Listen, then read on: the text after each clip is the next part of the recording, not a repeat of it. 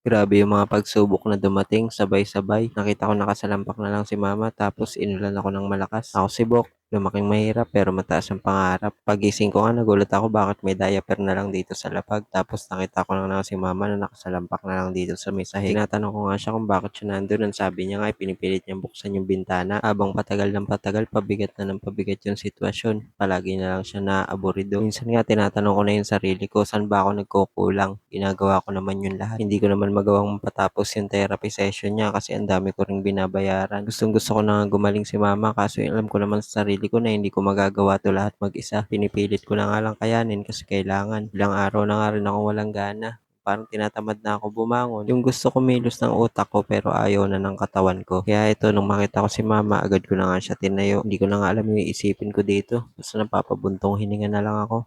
Tapos ito, umalis muna nga ako para bumili ng almusal. Grabe nga yung antok ko dito. Ilang oras pa nga lang kasi ako nakakatulog tapos ganito na yung nangyari. Pumunta nga rin pala ako ng San Francisco sa may bukid sa mga kamag-anak namin. Ang sarap ng simoy ng hangin tapos ang presko ng paligid. Dito kahit papaano medyo na-relax ako. Yung tipong bigla mo na lang ulit maiisip lahat ng mga problema mo. Hindi naman sa sinasabi kong problema si mama. Kumbaga syempre, gawa ng sitwasyon. Kaya nagiging mahirap ang lahat para sa akin. Lalo ngayon na hindi ako makapagtrabaho at umaasa lang sa kinikita ng tindahan ko. Shoutout nga pala dito kay Lolo Boy at salamat po sa lahat ng mga binigay ninyo. Pangiti-ngiti lang ako pero sa totoo lang hirap na din talaga ako. Pinipilit ko na lang talaga na maging masaya kasi gano'n naman talagang buhay, 'di ba? Malungkot pero kailangan bumangon. At habang kasalukuyan nga akong gumagawa ng pa-order dito, bigla na lang umulan ng malakas yung pwesto na nilulutuan ko. Nagtangayan lahat ng styro, yung mga gamit ko, yung sa lakas ng hangin. Mga oras nga na to, hindi ko na alam yung gagawin ko, kung ano uunahin, ligpitin, kung ano yung ipapasok sa loob. Kaya naman pinulot ko na agad lahat ng mga tinangay ng hangin. Habang malakas pa rin yung ulan, patuloy na malakas yung hangin. At habang dito nga, iniisip ko kung ano yung una kong gagawin, kung ano yung una kong aalisin. Hinawakan ko na nga lang yung kurtina kasi sobrang lakas talaga ng ulan at hangin. Halos basang-basa na nga din ako kasi hindi naman natin mapipigilan to. Kaya ang ginawa ko, unti-unti ko na lang pinasok yung lahat ng mga gamit hanggang sa ganito na, malinis na sa labas. At dito naman sa loob, eto nga at may pumapatak na ulan galing sa tulo sa bubong. Pagkakaalala ko kasi 2007 to huling ginawa.